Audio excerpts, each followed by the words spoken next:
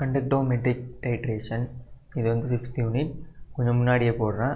அதுக்கு ரீசன் என்னென்னா ஒரு சப்ஸ்கிரைபருக்கு எக்ஸாம் இருக்கும், அவருக்காக போடுறேன். ஃபஸ்ட்டு பிரின்சிபல் கண்டக்டோமெட்ரிக் டைட்ரேஷன் வந்து எல்லா டைட்ரேஷன் மாதிரி தான் நடக்கும். ஆனால் இதில் ஒரே ஒரு விஷயம் என்னென்னா இதில் எலக்ட்ரிக் கண்டக்டிவிட்டி நம்ம சொல்யூஷனில் உள்ள நம்ம சொல்யூஷன் வந்து எவ்வளோ எலக்ட்ரிக் சார்ஜை வந்து கண்டக்ட் பண்ணுது அப்படிங்கிற பொறுத்து நம்ம டைட்ரேஷன் பண்ணுவோம். இப்போ நம்ம டைட்ரண்ட் மேலே வச்சுருப்போம்ல, பியூரட்டில் வந்து டைட்ரண்ட் அப்படிங்கக்கூடிய ஒரு ஸ்டாண்டர்டு சொல்யூஷன் ரியேஜெண்ட்டை வச்சுருப்போம். அந்த ரியேஜெண்ட்டை நம்மளுடைய அனலைட்டில் ஆட் பண்ண அந்த நம்மளுடைய அனலைட்டுடைய கண்டக்டிவிட்டியை வந்து சேஞ்ச் ஆகிட்டே இருக்கும். இதை வச்சு தான் நம்ம டைட்ரேஷன் பண்ணுவோம். அப்படி ஒரு ஆட் பண்ணிக்கிட்டே இருக்கும் பொழுது ஒரு குறிப்பிட்ட கண்டிஷனில் ஈக்குவலன்ட் பாயிண்ட் கிடைக்கும். அப்படி ஈக்குவலன்ட் பாயிண்ட் நமக்கு எப்படி தெரியும் அப்படின்னா, அந்த பாயிண்டில் நம்ம ஆட் பண்ணிக்கிட்டே இருக்கும் பொழுது சடனாக நம்மளுடைய கண்டக்டிவிட்டி இன்க்ரீஸோ அல்லது டிக்ரீஸோ ஆச்சுன்னு சொன்னால் அதை தான் நம்ம ஈக்குவலன்ட் பாயிண்ட் அப்படின்னு சொல்லுவோம். எக்ஸாம்பிளுக்கு HClஐயும் NaOHையும் நம்ம டைட்ரேஷன் பண்ணுவோம். டைட்ரேஷன் NaOH வந்து பேஸாக இருக்கும், HCl வந்து ஆசிட்டாக இருக்கிறதுனால கீழே பீக்கரில் இருக்கும், இது பேஸுங்கிறனால பியூரட்டில் இருக்கும். HClல இருக்கக்கூடிய இங்கே இதில் என்ன நடக்கும் அப்படின்னா, HClல இருக்கக்கூடிய H+ அயான் இருக்குதுல்ல, அந்த H+ அயானை NaOHல இருக்கக்கூடிய சோடியம் Na அயான் வந்து ரீப்ளேஸ் பண்ணும். அப்படி ரீப்ளேஸ் பண்ணி NaCl நமக்கு கிடைக்கும். அடுத்து ஒரு வாட்டர் மாலிகுல் கிடைக்கும்.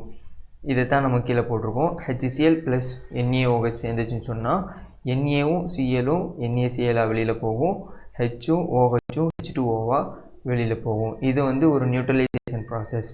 இந்த ப்ராசஸ் நடக்கும் பொழுது நம்மளுடைய கண்டக்டிவிட்டி வந்து டிக்ரீஸ் ஆகும்.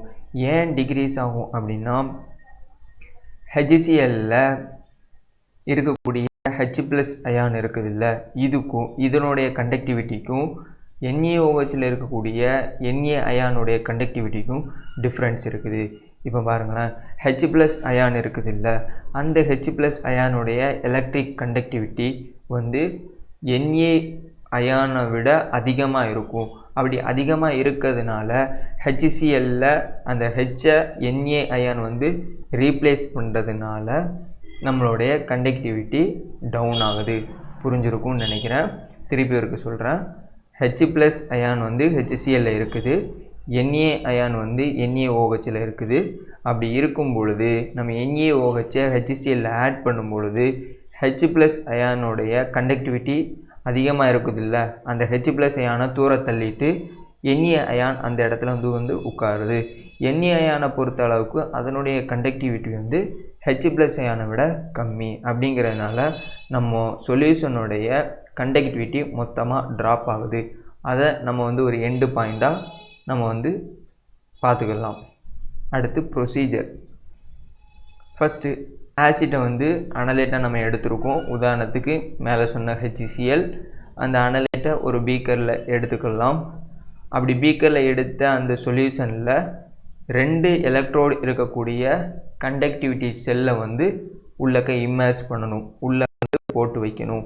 எலக்ட்ரோடு அப்படிங்கிறது மெட்டல் அயானு தான்.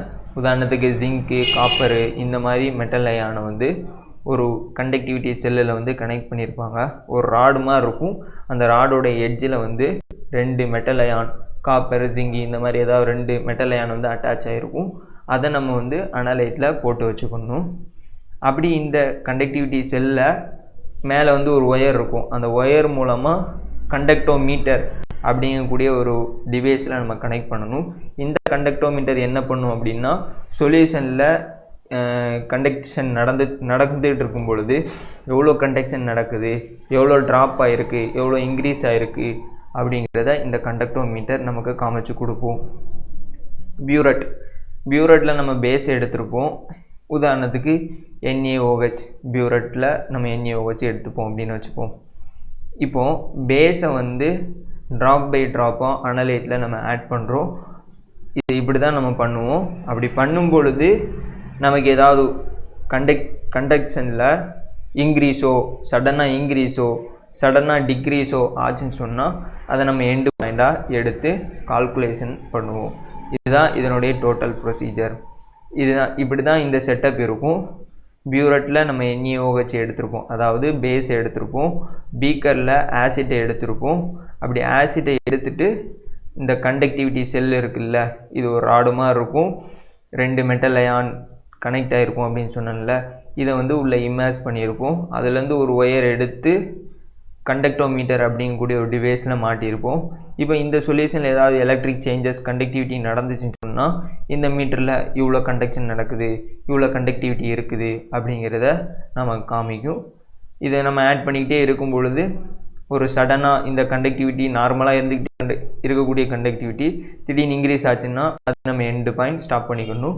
சப்போஸ் நார்மலாக இருக்குது திடீர்னு ட்ராப் ஆச்சுன்னு சொன்னோம்னா அதுதான் நம்ம எண்டு பாயிண்ட், நம்மளுடைய டைட்ரேஷனை ஸ்டாப் பண்ணிடணும். அடுத்து strong acid versus strong base conductometry titration எப்படி பண்ணணும் அப்படிங்கிறத பார்ப்போம். ஃபஸ்ட்டு HClஐயும் NaOH, HCl strong acid, NaOH strong base, இதை நம்ம எப்படி ரியாக்ட் பண்ணுறது அப்படின்னு பார்ப்போம்.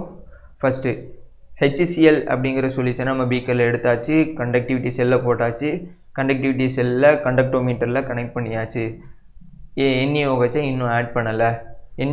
NaOH ஆட் பண்ணுறதுக்கு முன்னாடி HCl சொல்யூஷனில் ஹையான கண்டக்ஷன் இருக்கும். ஏன்னு சொன்னோம்னா அதில் இருக்கக்கூடிய H+ அயான் தான் இதுக்கு காரணம். ரெண்டாவது, அடுத்து NaOHஐ நம்ம ட்ராப் பை ட்ராப்பாக ஆட் பண்ணுறோம். அப்படி ஆட் பண்ணும் பொழுது கண்டக்ஷன் வந்து டிக்ரீஸ் ஆகும். ஏன், நம்ம மேலே சொன்ன மாதிரி H+ அயானை சோடியம் அயானை வந்து ரீப்ளேஸ் பண்ணும். அது மட்டும் இல்லாமல் வாட்டர் மாலிகுலையும் நமக்கு வந்து க்ரியேட் பண்ணும், ஃபார்ம் பண்ணும். இதெல்லாம் வந்து ஒரு நியூட்ரலைசேஷன் ப்ராசஸ் அப்படிங்கிறனால நம்மளுடைய கண்டக்ஷன் வந்து டிக்ரீஸ் ஆகும். HClலும் NaOH சேர்ந்துச்சுன்னு சொன்னால் NaCl ப்ளஸ் ஒரு வாட்டர் மாலிகுல் நமக்கு கிடைக்கும். இப்படி நம்ம இது பண்ணிக்கிட்டே இருக்கும் பொழுது கரெக்டாக ஒரு எண்டு பாயிண்டில் கண்டக்ஷன் வந்து இன்க்ரீஸ் ஆகும், ட்ராப் ஆகிக்கிட்டே இருக்கும். திடீர்னு ஒரு பாயிண்டில் வந்து இன்க்ரீஸ் ஆகிரும். அப்படி இன்க்ரீஸ் ஆகக்கூடிய பாயிண்ட்டை தான் நம்ம எண்டு பாயிண்ட் அப்படின்னு சொல்லுவோம். இது ஏன் இன்க்ரீஸ் ஆகுது அப்படின்னா நம்ம NaOH ஆட் பண்ணிக்கிட்டே இருக்கிறோம்ல, அந்த NaOH எக்ஸஸாக ஆட் ஆகும் பொழுது ஆட் பண்ணிக்கிட்டே இருக்கிறோம், HClோட சேர்ந்து நியூட்ரலைஸ் ஆகிடுது, ஆட் பண்ணுறோம், HClோட சேர்ந்து நியூட்ரலைஸ் ஆகிடுது. ஒரு கண்டிஷனில் HCl இருக்கக்கூடிய மாலிகுல் எல்லாமே நியூட்ரலைஸ் ஆகிரும். எக்ஸ்ட்ரா நம்ம ஒரு ட்ராப் NaOH ஆட் பண்ணும் பொழுது அதில் இருக்கக்கூடிய OH- அயான் வந்து நம்ம சொல்யூஷனில் அனலைட்டில் இன்க்ரீஸ் ஆகிரும். அப்படி இன்க்ரீஸ் ஆச்சுன்னு சொன்னோம்னா நம்மளுடைய கண்டக்ஷனும் இன்க்ரீஸ் ஆகும். ஏன்னா இதுவும் ஒரு எலக்ட்ரோலைட் அப்படிங்கிறத நம்ம புரிஞ்சுக்கிட்டு இந்த எண்டு பாயிண்டை நம்ம ஃபிக்ஸ் பண்ணிக்கணும். அடுத்து weak acid versus strong base. Acetic acid அப்படிங்கிறது ஒரு வீக் ஆசிட், ஸ்ட்ராங் பேஸ் அப்படிங்கிறது மேலே பார்த்த NaOH. NaOH ஆட் பண்ணுறதுக்கு முன்னாடி நம்மளுடைய கண்டக்ஷன் லோவாக இருக்கும். ஏன்னு சொன்னோம்னா இது வந்து ஒரு வீக் ஆசிட், இதனுடைய அயானைசேஷன் வந்து வீக்காக இருக்கும். அயானைசேஷன் அப்படின்னா H+ அயானும் மற்ற மாலிகுல்ஸ் வந்து ஸ்ப்ளிட் ஆகும், அதாவது ரெண்டாக பிரியும். உதாரணத்துக்கு H2O எடுத்துக்கிட்டிங்கன்னு சொன்னால் HOH அப்படிங்கிற ஒரு காம்பவுண்டு H தனியாகவும் OH- தனியாகவும் பிரியும். இதுதான் அயோனைசேஷன் அப்படின்னு சொல்லுவோம். இந்த அசிட்டிக் ஆசிட்டுக்கு அயனைசேஷன் வீக்காக தான் இருக்கும், அதனால் கண்டக்ஷனும் லோவாக இருக்குது ஸ்டார்டிங்கில். அடுத்து NaOH ஆட் பண்ணுறோம். அப்படி ஆட் பண்ணும்பொழுது மேலே நம்ம சொன்ன மாதிரியே திருப்பியும் இதே இதில் டிக்ரீஸாக ஏற்கனவே லோவாக இருக்குது, அதிலிருந்து இன்னமும் டிக்ரீஸ் ஆகுது. ஏன் அப்படின்னா H+ அயான் Na+ அயானால் ரீப்ளேஸ் பண்ணப்படுது. அடுத்து அடிஷன் ஆஃப் NaOH வந்து அசிட்டிக் ஆசிட் வந்து டிசோசியேட் ஆகிறத சப்ரஸ் பண்ணுது அப்படிங்கிறதையும் சொல்கிறாங்க. டிசோசியேஷன்னாலும் அதே தான், ரெண்டாக பிரிகிறது, அயனைசேஷன், டிசோசியேஷன், இந்த மாதிரி ப்ராசஸ் நடக்கிறத NaOH வந்து சப்ரஸ் பண்ணுது அப்படிங்கிறத சொல்கிறாங்க. அடுத்து கண்டக்ஷன் திடீர்னு ஒரு பாயிண்டில் இன்க்ரீஸ் ஆகுது. ஏன் அப்படின்னா அந்த இடத்துல நமக்கு CH3COONA சோடியம் அசிட்டேட் அப்படிங்கக்கூடிய ஒரு காம்பவுண்ட் வந்து உருவாகிறதுனால நம்மளுடைய கண்டக்டிவிட்டி இன்க்ரீஸ் ஆகுது. இந்த சோடியம் அசிட்டேட் வந்து ஒரு ஸ்ட்ராங் எலக்ட்ரோலைட்டாக இருக்கிறதுனால கண்டக்ஷன் வந்து இன்க்ரீஸ் ஆகுது. இதைத்தான் நம்ம எண்டு பாயிண்ட்னு நம்ம சொல்லுவோம். டிக்ரீஸ் ஆச்சு, சடனாக இன்க்ரீஸ் ஆகிட்டு, அதனால் இதை எண்டு பாயிண்ட். சடனாக இன்க்ரீஸ் ஆனதுனால இது ஒரு எண்டு பாயிண்ட்டாக நம்ம எடுத்துக்கிட்டோம். ஆஃப்டர் ஈக்குவலன்ட் பாயிண்ட் கிடச்சிட்டு அப்படி இருந்து நம்ம NaOH ஆட் பண்ணிக்கிட்டே இருந்தோம்னு சொன்னோம்னா அந்த கண்டக்ஷன் வந்து ரேபிட்டாக இன்க்ரீஸ் ஆகிட்டே இருக்கும். ஏன்னு சொன்னால் எக்ஸ்ட்ராவாக நமக்கு வந்து OH மைனஸ் அயான் கிடைக்கும். அதனாலையும் நம்மளுடைய கண்டக்ஷன் வந்து இன்க்ரீஸ் ஆகும். அடுத்து strong acid versus weak base.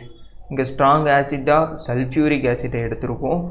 Week பேஸாக அமோனியாவாக எடுத்திருக்கோம்.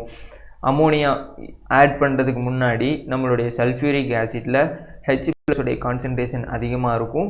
அதனால் கண்டக்ஷனும் அதிகமாக ஹையாக இருக்கும். அடுத்து நம்ம அமோனியாவை நம்ம ஆட் பண்ணுறோம், ட்ராப் பை ட்ராப்பாக ஆட் பண்ணுறோம். அப்படி ட்ராப் பை ட்ராப்பாக ஆட் பண்ணும் பொழுது H+ அயானும் NH3 அயானும் வந்து ரியாக்ட் ஆகி இந்த மாதிரி ஒரு சில, அதாவது இது பேர் என்ன பேருனா மறந்துருச்சு, இதுக்கு பேர் அமோனியம் சல்ஃபேட்டா, ஆமாம் அமோனியம் சல்ஃபேட் அப்படிங்கக்கூடிய ஒரு காம்பவுண்டு கிடைக்கும். நியூட்ரலைசேஷன் ப்ராசஸ் நடக்கிறனால கண்டக்ஷன் வந்து கொஞ்சம் கொஞ்சமாக டிக்ரீஸ் ஆகுது. H+ அயான் வந்து NH3யோட சேர்ந்து இந்த மாதிரி ஒரு காம்பவுண்டோட ஃபார்ம் பண்ணும் பொழுது நமக்கு வந்து ஃபுல்லாக கண்டக்ஷன் வந்து டிக்ரீஸ் ஆகுது. இது வந்து சல்ஃபியூரிக் ஆசிட்டும் அமோனியாவும் சேரும் பொழுது அமோனியம் சல்ஃபேட் அப்படிங்கக்கூடிய ஒரு காம்பவுண்ட் கிடைக்குது. இது ஒன்றும் பெருசாக ஒன்றும் இல்லை. ஃபஸ்ட்டு சல்ஃபியூரிக் ஆசிட் இருக்குது, அமோனியா இருக்குது, இந்த 2 மறந்துடுங்க. இதில் H3 இருக்குதா, இதிலேருந்து ஒரு H தூக்கி இதில் போட்டால் NH4 ஆயிருமா. ஏற்கனவே SO4 இருக்குது, அதே SO4 இருக்குது. இப்போது இந்த இடத்துல நம்ம இங்கேருந்து பார்ப்போம். அமோனியா வந்து 2 தடவை இருக்குது, ரெண்டு வாட்டி இருக்குது. அப்போது இந்த 2வை தூக்கி இந்த NH3க்கு முன்னாடி போட்டால் 2 அமோனியா, இங்கே 2 அமோனியா. ஹைட்ரஜனை கணக்கு பண்ணிங்கன்னா H2 2 H, இங்கே ஒரு 6 H, 6 + 2 8 வந்துடும். இங்கே வந்து அதே தான் 2 4s are 8. இங்கேயும் 8 இருக்குது, இங்கேயும் 8 இருக்குது. ஒரு சல்ஃபர் ஆக்சிஜன் இதில் வந்து சல்ஃபேட் அயான் இங்கேயும் ஒன்று தான் இருக்குது, இங்கேயும் ஒன்று தான் இருக்குது. நைட்ரஜன் அயான் இங்கே 2 நைட்ரஜன் இருக்குது, இங்கேயும் 2 நைட்ரஜன் இருக்குது. இந்த மாதிரி நம்ம பேலன்ஸ் பண்ணிக்கலாம். ஆஃப்டர் எண்டு பாயிண்ட் வந்து நமக்கு கிடச்சிருச்சு. சடனாக டிக்ரீஸ் ஆகும். அப்படி எண்டு பாயிண்ட்டுக்கு அப்புறம் வந்து ஒரு குறிப்பிட்ட இதில் வந்து எந்த ஒரு சேஞ்சஸும் வராது. ஏன் அப்படின்னா நம்மளோட அமோனியா வந்து வீக்காக இருக்கிறதுனால அடுத்து ஃபர்தராக அதால் மூவ் பண்ண முடியலை, நியூட்ரலைசேஷன் ப்ராசஸ் பண்ண முடியலை, ஃபர்தராக அதனுடைய எலக்ட்ரிக் சார்ஜை வந்து கம்மி பண்ண முடியலை, கண்டக்டிவிட்டியை வந்து கம்மி பண்ண முடியலை. அப்படிங்கிறதுனால அப்படியே ஸ்டாப் ஆகி அப்படியே நமக்கு எந்த சேஞ்சஸுமே கூடவோ குறையவோ இல்லாமல் வந்துடும். இதை நம்ம எண்டு பாயிண்டாக எடுத்துப்போம். அடுத்து weak acid versus weak base. Weak acid acetic acid, weak base ammonia. Ammonia add பண்ணுறதுக்கு முன்னாடி என்ன நடக்கும்? அசிட்டிக் ஆசிட் ஏற்கனவே வீக்கான ஆசிட், வீக்கான அயனைசேஷன் இருக்கும், அப்போது லோ கண்டக்ஷன் இருக்கும். அடுத்து அமோனியாவை ஆட் பண்ணுறோம், ஏற்கனவே அது கம்மியாக இருக்குது. அந்த கம்மியாக இருக்கிறதுல கண்டக்ஷன் நம்ம அமோனியாவை ஆட் பண்ணும்போது கண்டக்ஷன் இன்க்ரீஸ் ஆகுது. இங்கே மட்டும் ஏன் இன்க்ரீஸ் ஆகுது அப்படின்னு நீங்கள் கேட்கலாம். ஏன்னா இங்கே ரெண்டுமே வீக் ஆசிட் வீக் பேஸ் அப்படிங்கிறனால கொஞ்சம் மேட்ச் ஆகி நமக்கு வந்து அமோனியம் எத்தனோயேட் அப்படிங்கிற ஒரு காம்பவுண்ட் வந்து ஃபார்ம் ஆகிறதுனால அமோனியா வந்து நம்மளுடைய அசிட்டிக் ஆசிட்டோட சேர்றது கண்டக்ஷனை இன்க்ரீஸ் பண்ணுது. இதைத்தான் நம்ம எண்டு பாயிண்ட்னு சொல்லுவோம். இதில் ஏற்கனவே லோவாக இருக்குது, அந்த லோவாக இருக்கக்கூடிய இதில் அமோனியாவை ஆட் பண்ண உடனே சடனாக நமக்கு வந்து கண்டக்ஷன் இன்க்ரீஸ் ஆகுது, அப்படி ஸ்டெடியாக இன்க்ரீஸ் ஆகுது.